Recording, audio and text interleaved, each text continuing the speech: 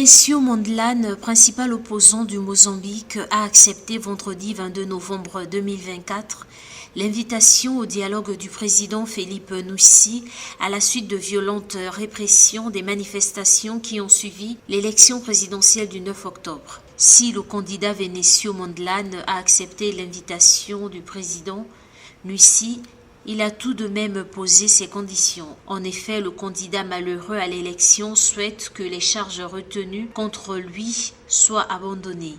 Il demande également des excuses publiques et des indemnisations pour les décès et des réformes dans les domaines institutionnels, économiques et électoraux.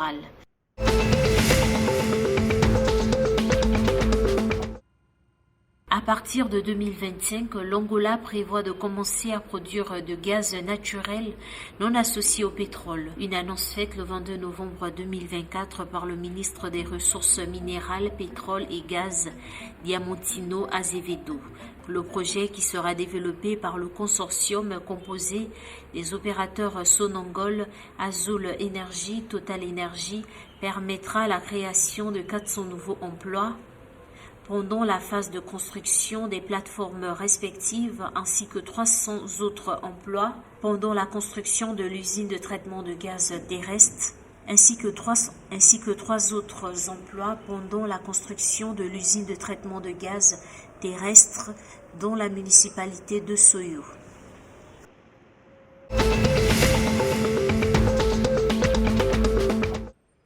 Les enseignants du Zimbabwe adressent une pétition contre le gouvernement concernant les paiements irréguliers de leurs salaires.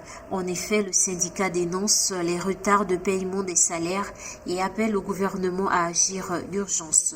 En novembre 2024, les enseignants ont signalé des retards importants dans la réception de leurs salaires en monnaie locale.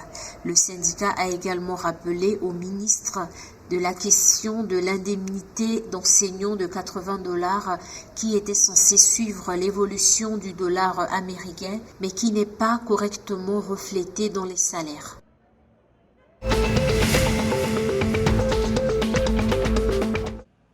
Dans le cadre des efforts visant à prévenir le choléra, la Zambie va lancer la distribution de vaccins oraux la première semaine de décembre 2024, annonce faite le 22 novembre par un responsable Kennedy Lichimpi, secrétaire permanent au service technique du ministère de la Santé zambien, a déclaré que 54 zones sensibles au choléra ont été identifiées dans le pays où les vaccins seront administrés après le début de la saison des pluies.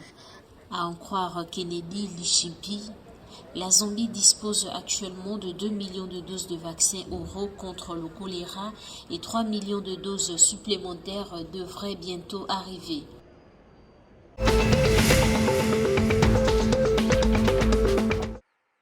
L'Afrique du Sud a fait ses premiers pas vers l'organisation des Jeux olympiques et paralympiques de 2036. Délégation comprenant le Comité olympique et paralympique de la Confédération sud-africaine des sports a rencontré le Comité international olympique en Suisse cette semaine pour lancer le processus de candidature. L'Afrique du Sud a officiellement manifesté son intérêt pour l'organisation des Jeux olympiques et paralympiques d'été 2036.